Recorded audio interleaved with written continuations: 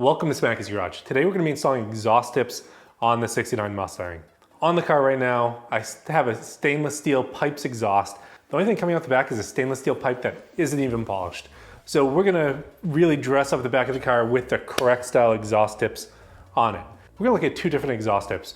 We're going to look at some cheap ones that I bought, then we're going to look at a pair of expensive ones, and we're going to compare the difference between them. And then we're going to go ahead and we're going to install this on the car at the right location and make sure that we have the right amount sticking out. So we'll go through the measurements there. So let's go ahead, let's get into this. Let's start looking at a comparison of an expensive set of exhaust tips versus a cheap set of exhaust tips. Okay, so we have two different styles of exhaust tips that we're gonna look at for this car. We have this style, which was extremely expensive, and then we have this one, which is a cheaper version that you can get off the shelf. We're gonna look at the differences between them. Different in length, they're different in overall shape, and they're very different in overall quality. So this latest one I got from National Parts Depot. This is the one that we're gonna be installing on the car. So looking at the difference between them, this one's held on by bolts. This one's held on by a clamp, or probably could be welded on, but stainless, we're gonna end up clamping it on. And one of the nice things about these is it polishes up really nice. These look like they're in great condition, and it fits a 2.5-inch exhaust pipe, which is probably one of the reasons why these were so expensive compared to this one. You know, you can get the smaller ones for the 2-inch, the 2.25 for cheaper, but since I am running a big exhaust system on the car, this is what I need to run. And one of the last differences on this we're gonna note is, you know, other than the spacing here, this has nice rolled tips that look high quality compared to this one, which is just a sharp cutoff. So we're gonna go ahead, we're gonna see, let's mock these up, see how they fit in the car. I might actually jack it up first just to see, to get some extra room.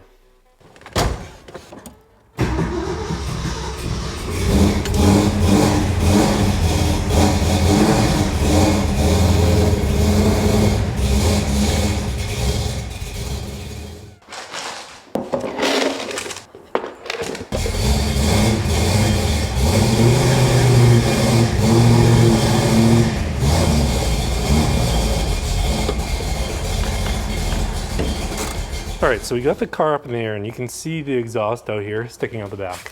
So these exhaust tubes, or these exhaust pipes are just stainless. They're not polished or anything. They need to be replaced, and we're gonna replace them with what the exhaust tips that we bought. All right, so here's the exhaust pipe we're replacing. We're gonna take a measurement on it. This is gonna stick out essentially 1.5 inches past this valence here. So it'll probably be somewhere around here. So that means we're definitely gonna have to make some slight modifications to this, and we're probably gonna have to cut the exhaust somewhere in this area. So the first thing I'm gonna do is I'm actually gonna mark this up so that this is sticking out 1.5 inches from this tip here to the top of this valence. So I'm gonna figure out where that is, and then I'm gonna mark this spot just so I know where the end of it is, and then I'm gonna work my way in. All right, so we're gonna mark these 1.5 inches back. So to do this and to get everything marked correctly, I'm actually gonna put some tape here on them.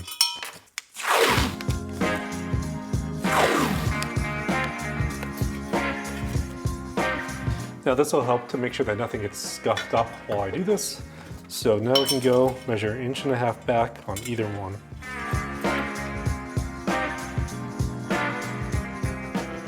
Now with these marked, I'm gonna go ahead and use a straight edge and just put a line across it so I know where it is. Now we're gonna go ahead, we're gonna mark the exhaust location.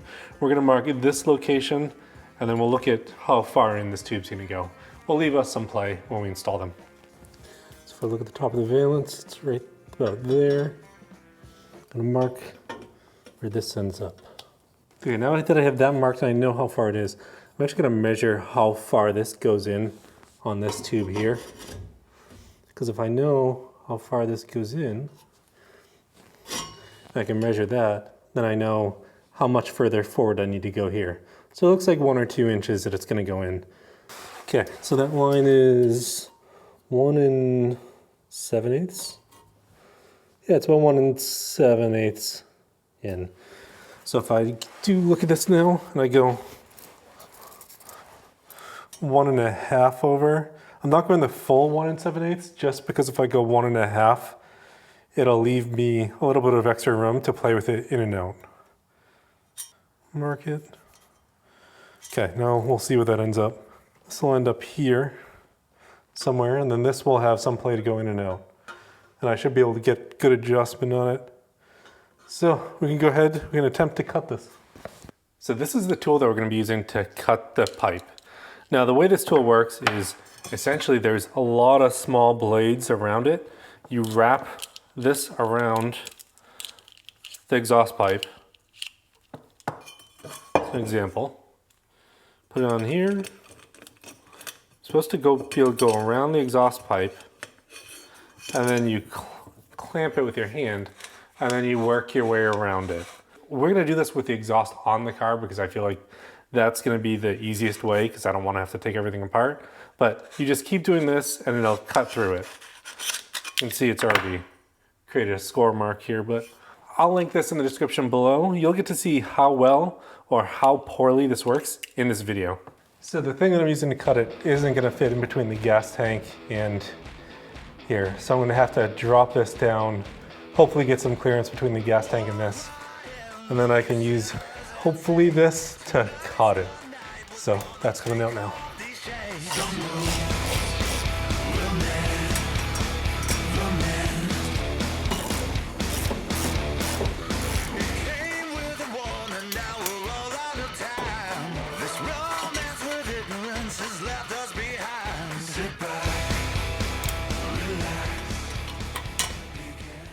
All right, so I do have this clamp off now. It's over there up the front. We're gonna go ahead, we're gonna try to use this. This is one, I'll link this tool in the description. It says it does work with stainless steel tubing, so we're gonna try it out, but we're gonna go ahead and run it through. We're gonna cut that mark through and see if we can get this pipe out. The biggest goal here is to not hit the gas tank or puncture the gas tank, especially since it's full.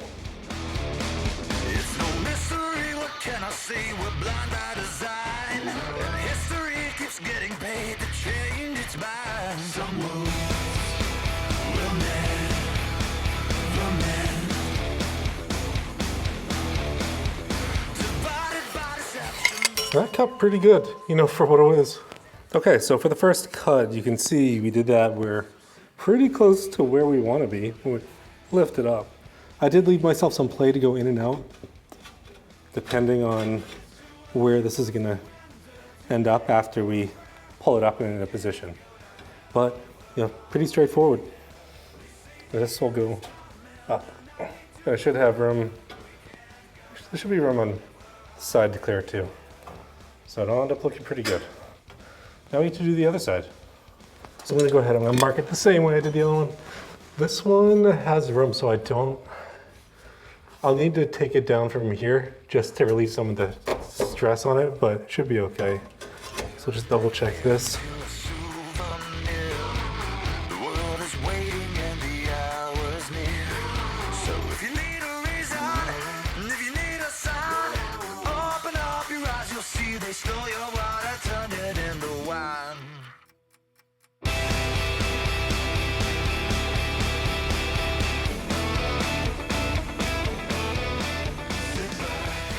All right, now we can check number 2.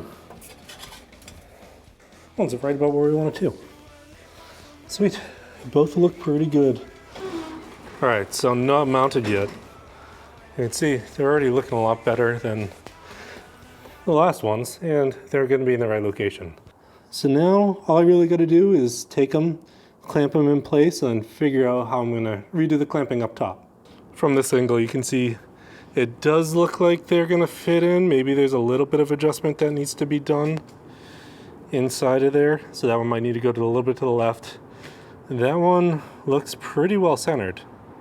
Overall, it's pretty good. So now we can just go ahead, clamp them in place, and then get them up and where they belong. All right, so it's been a few days. I was able to order the right clamps I needed from Summit Racing. I got these Borla clamps. We're gonna be using these to hold the tips on. So now that we have it, the shop's a little bit more dirty with stuff everywhere because we're working on some other projects, but we can finally get the tips fully on the car. Now here are the parts that we're gonna install it with. So I have the tip itself, I have the clamp, which I previously had, and then I have the clamp which I purchased. So this is a piece that actually goes up and into the rubber bushing up top and holds this up. So it's gonna go like this. This will end up sliding underneath here. Then this will go into a rubber bushing. I think it's actually backwards though. And that'll hold it into place like that. So that'll hold it up and in place. Then we're gonna use this and we're gonna clamp this down on the tube at the right location so that we have 1.5 inches out here. And when we do that, everything should be installed. So let's go ahead, let's try to get this on the car.